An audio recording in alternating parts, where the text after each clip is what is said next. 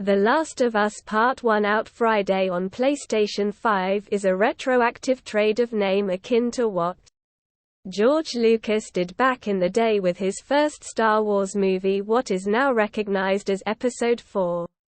A New Hope used to be released certainly as Star Wars in 1977 and simply as Lucas did with Episode 4 and its sequels and prequels, again and again toying with them over the years before he bought his Lucasfilm empire to Disney. Naughty Dog is tinkering with The Last of Us first launched on the PS3 in 2013. This isn't always even the first time, as the award-winning post-apocalyptic survival horror title acquired a PS4 remaster in 2014, but The Last of Us Part 1 is a plenty more sizable undertaking, with Naughty Dog terming it a rebuilding from the ground up its Lucas on steroids essentially, and boy does it seem to be good. The Last of Us Part 1 now looks, feels and strikes like its 2020 sequel Part 2, the latter would not have a native PS5 version as yet. It was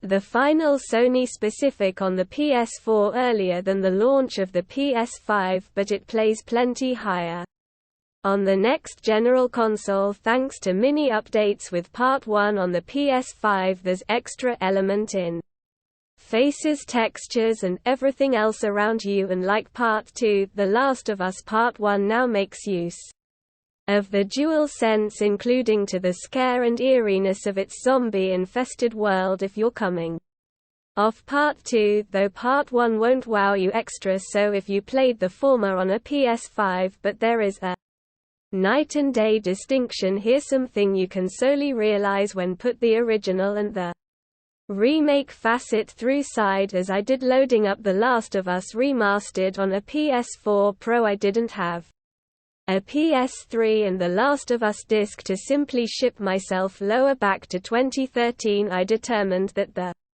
environments, their lighting and the shadows appear rudimentary in comparison, and it's announcing something. Thinking about the PS4 Pro remastered variant claimed to offer high-quality shadows at 4K resolution. I cannot even imagine how a whole lot worse The Last of Us should look on the PS3.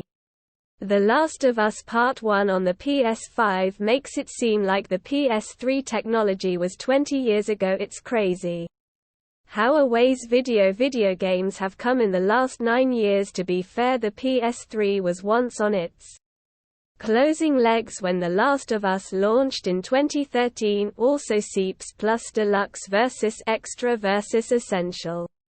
What's best in India? Embed container position, relative padding bottom 56 25%, height 0, overflow hidden, max width 100%. Embed container iframe, embed container object, embed container embed position, absolute top 0, left 0, width 100%, height 100%. The largest improvement arguably on The Last of Us Part 1 is to fire, dare I say it, it is 1,000 instances better. Remember the house on furnace from the pre-credits sequence whilst Joel and Sarah are in Tommy's car? That scene is haunting now in methods that even the PS4 Pro 4K version of the recreation couldn't manage. As they power into town, Austin comes alive in the front of your eyes, with Sarah witnessing the metropolis tearing itself apart from the backseat of the car. Character faces do not seem dated in the cutscenes. There are greater wrinkles and they offer extra expressions, and the bodies of each players and NPCs move in a more practical trend on The Last of Us Part 1. Enemy AI also behaves in a more plausible manner if you strategy an infected from in the back of and strive to take it down stealthily. While there may be every other looking at you, it will look at you and react as you might expect, as in contrast to what enemies would have performed on The Last of Us Remastered. As with said remaster on the PS4 Pro and Naughty Dog's recent PS5 remaster of the Uncharted games, The Last of Us Part 1 gives a desire between two graphical modes, fidelity, that objectives 30 fps at native 4K resolution, and performance, that objectives 60 fps at a dynamic inside resolution. Upscaled to 4K if you've a 120 Hz display. You can turn on the unlocked frame rate option in the display settings, which ambitions 120 fps makes certain you also flip variable refresh rate or VRR in. The PS5 device settings I should solely ride fidelity and performance owing to the TV I have, and given the gradual pace of The Last of Us that prioritizes stealth over rapid-fire action, I was once pleased to compromise on the extra frames for the minimal raise in first class that fidelity brought. Remasters a better believed scene, which is why I've connected gameplay video from The Last of Us Part 1 captured on the PS5 in fidelity mode. As you can see for yourself, load times are near instant. Also see Spider-Man Remastered PC review, a tad overpriced, however worth the wait. Riley and Ellie in The Last of Us Part 1 left behind. Photo credits Sony, Naughty Dog. Just as with Uncharted Legacy of Thieves Collection, though there is number 4K 60 FPS mode or ray tracing functionality, here's something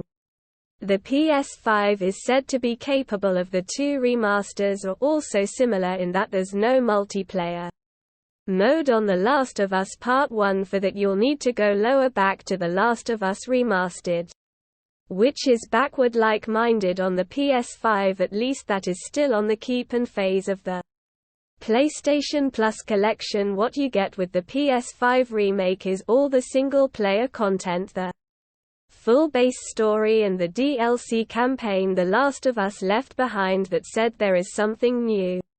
Right here in phrases of gameplay experience, The Last of Us Part 1 brings a permadeath feature and lets you go about it in 3 exclusive ways. You can choose to reset the whole game when you die. The modern act you're in, expect to lose 2 to 3 hours of recreation time, Naughty Dog says, or the chapter you're taking part in sending you back 30 to 60 minutes. Of course, as you may assume, with the aid of turning on permadeath, you can't manually store the game at any point, and should you be required somewhere else in your real life, quitting in a dangerous position is treated as a death. All these improvements, permadeath, DualSense, and most of all the graphical enhancements come at a huge cost. The Last of Us Part 1 is priced 4,999 rupees per $70, on par with a new PS5 release such as Horizon Forbidden West or the upcoming God of War Ragnarok. That seems ludicrous for all the updates that Naughty Dog is providing here. This is still a remake of a 9-year-old game, it's not a new title. What are Sony and PlayStation Studios smoking? Sure, The Last of Us Part 1 is miles better than the PS5 remaster for Uncharted 4 and Uncharted The Lost Legacy that won price 2,999 rupees at launch, but then again Uncharted Legacy of Thieves Collection presented an improved route to if you owned Uncharted 4, A Thief's End, Uncharted The Lost Legacy, or the combined digital bundle. You should jump over to the PS5 model for 500 rupees per $10 per €10. Heck, even Ghost of Tsushima let you improve to its PS5 model for 2,497 rupees. A tall ask, I must note, and it had extra content material to offer as well, which includes a whole new island to explore. Also Seeps Plus versus Xbox Game Pass. Who's the big dog of game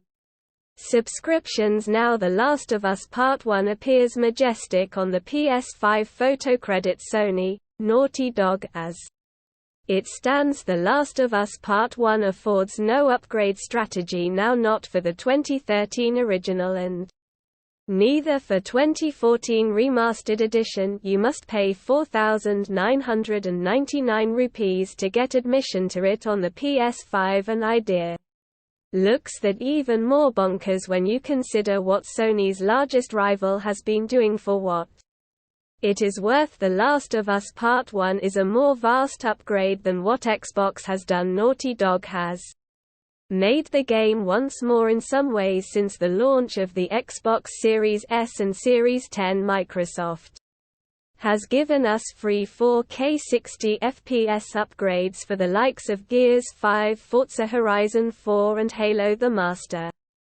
Chief Collection. These are additionally protected with its arguably superior subscription Xbox Game Pass. On top of that, Microsoft's smart delivery gadget skill, you can experience those titles as you pass between Xbox and PC even if Sony backtracks and gives an upgrade path. The Last of Us Part 1 might not be blanketed in any of the new PlayStation Plus tiers, not for a few years anyway, and when Part 1 arrives on PC very soon, reportedly all PS4 and PS5 gamers will have to pay full fee for it.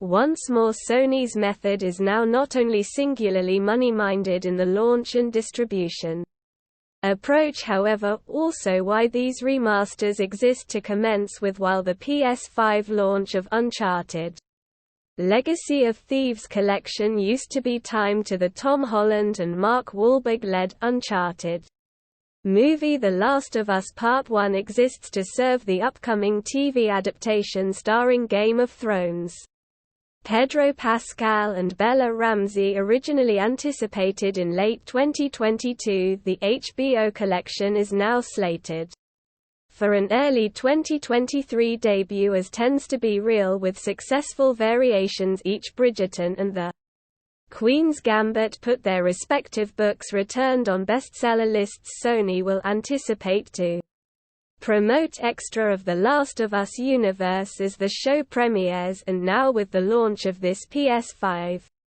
remake, it has a contemporary imparting instead than a dated product in a best-case state of affairs. For Sony, customers will purchase both a PS5 and the game. I can already think about Sony attempting to money in with PS5 The Last of Us Part 1 bundles in 2023 with extra and extra PlayStation games became into movies and TV shows. This seems to be the new future.